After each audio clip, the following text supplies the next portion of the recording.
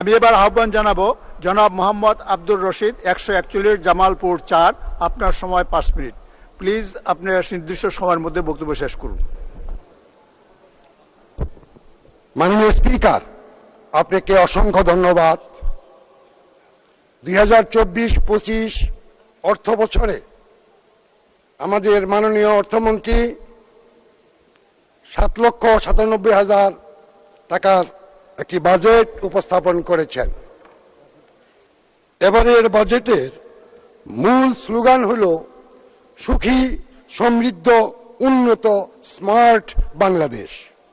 আমি বাজেট বক্তৃতার আগেই আমাদের প্রিয় নেতা, জাতির জনক বঙ্গবন্ধু শেখ মুজিবুর রহমান সহ 15ই আগস্ট, 3রা নভেম্বর, 21শে আগস্ট, 52 ভাষা আন্দোলন, মুক্তিযুদ্ধে শহীদ মুক্তিযোদ্ধারা যে আত্মাহুতি দিয়ে গিয়েছেন তাদের আত্মার প্রতি শ্রদ্ধা জ্ঞাপন করছি।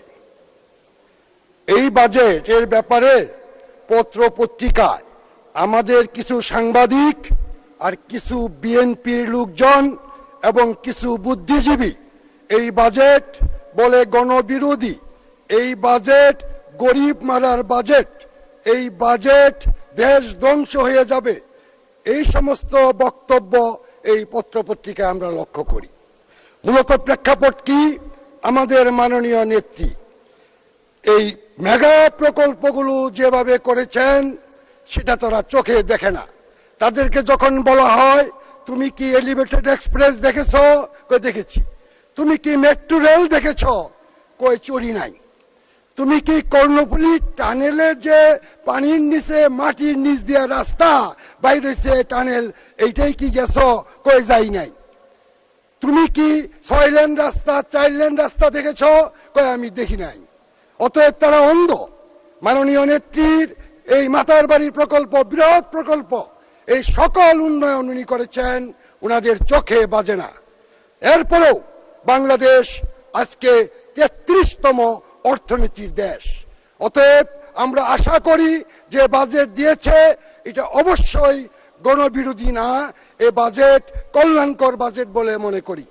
বিগত বছরের বাজেট, গত বছরের বাজেটে সম্পূরক বাজেট যখন দিয়েছে 22টি মন্ত্রণালয়ে সেটা বৃদ্ধি পেয়েছে, 40টি মন্ত্রণালয়ে কিন্তু কোনো অর্থ বরাদ্দ দিতে হয় নাই।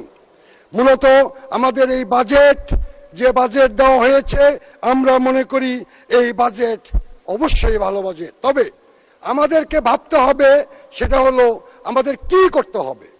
মাননীয় প্রধানমন্ত্রী আমাদের এই দেশের আমূল পরিবর্তন করেছে, উন্নয়ন করেছে। আমাদের এই মুহূর্তে সংকট, ঋণ খেলাপি, প্রায় 15 লক্ষ কোটি টাকা ঋণ খেলাপি। আমি দ্ব্যর্থহীন কণ্ঠে বলতে চাই 10 জন ঋণ খেলাপি, 10টা কোম্পানি। আমরা কোম্পানির নাম শুনি কিন্তু মালিকের নাম শুনি না।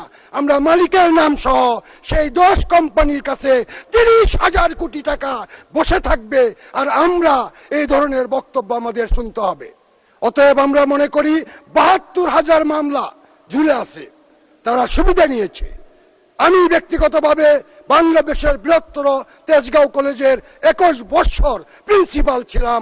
আমি ঢাকা শহরে একটা বাড়ি করতে পারলাম না, মাটি কিনতে পারলাম না।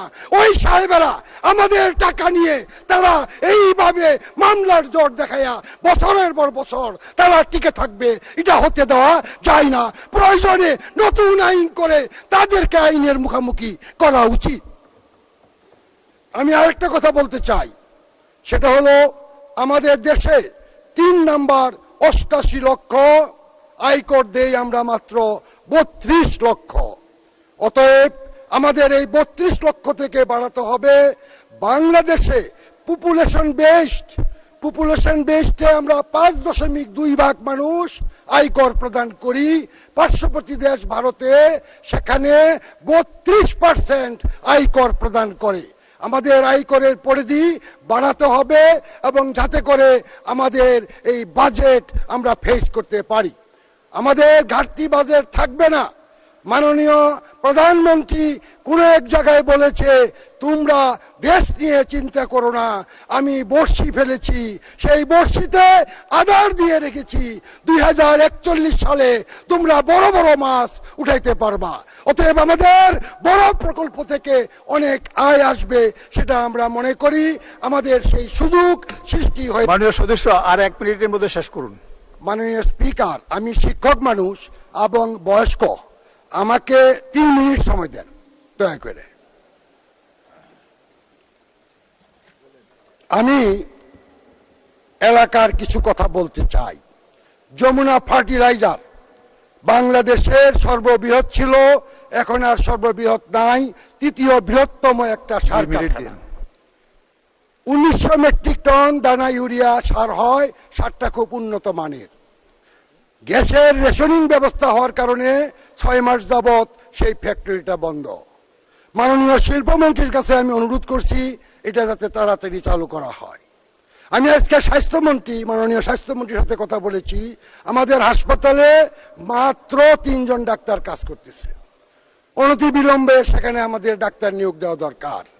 আমি এর আগের ভাষণে বলেছিলাম সরিষাবাড়ি জামালপুরে একটা সেন্ট মার্টিন আছে।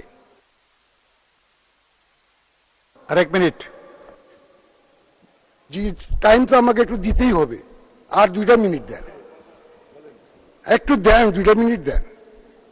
আরো অনেক বক্তা আছে। জি জি জি, আমি জানি আমাদের মাননীয় প্রধানমন্ত্রী সংসদে থাকার কারণে আমার একটু স্পিডটা বাইরে গেছে, তা নাহলে আমি 5 মিনিটের বক্তৃতা শেষ করে ফেলাইতাম। সেখানে আমাদের ভাঙ্গন হয়েছে, সেখানে আমি পাওয়ার ডেভেলপমেন্ট বোর্ডের এক্সেনের সাথে কথা বলেছি, টাঙ্গাইলে আমি সুপারিনটেন্ডেন্টের সাথে কথা বলেছি। 4 দিনের মধ্যেও সেখানে কোনো জিও ব্যাগ পৌঁছে নাই, সেখানে অনতি বিলম্বে জিও ব্যাগ পৌঁছানোর প্রয়োজন। আর একটি কথা বলে আমি আমার বক্তৃতা শেষ করব, সেটা হলো আমি যখন নির্বাচনে আমার এলাকায় যাচ্ছিলাম, মনোনয়ন স্বতন্ত্রতে দাঁড়াইলাম, আমার ওয়াইফ সহ বাচ্চা সহ যাচ্ছিলাম, আমি রাস্তায় এলেঙ্গা রেস্টুরেন্টে যখন গেলাম তখন দেখলাম বিশাল বড় একটা গাড়ি, উঁচা গাড়ি। তখন আমার মিসেস বলল এটা কিসের গাড়ি, তাকায় দেখে সংসদ সদস্যের গাড়ি। তখন আমাকে বলল তুমি যদি নির্বাচিত হও তাহলে কি তুমি এরকম গাড়ি পাবা? আমি বলছি অবশ্যই পাবো, সবাই যেহেতু পায় আমিও পাবো। পরবর্তীতে জিতে আসলাম ঢাকায়, বাসায় গাড়ির ক্যাটালগ নিয়ে কথাবার্তা বলতেছে, এই গাড়ি কিনবো, এই গাড়ি কিনবো। 6 তারিখে যখন মাননীয় অর্থমন্ত্রী বক্তৃতা দিল, ভেট বসাইলো, আমি বাসায় গেলাম, তাদের মন খুব খারাপ। যে অবস্থা কি, ভেট তো বসে গেছে, তাহলে উপায় কি? তখন আমি বললাম আমরা প্রতিবাদ করেছি আমাদের জায়গা থেকে, এবং আমাদের মাননীয় প্রধানমন্ত্রী হাসছে।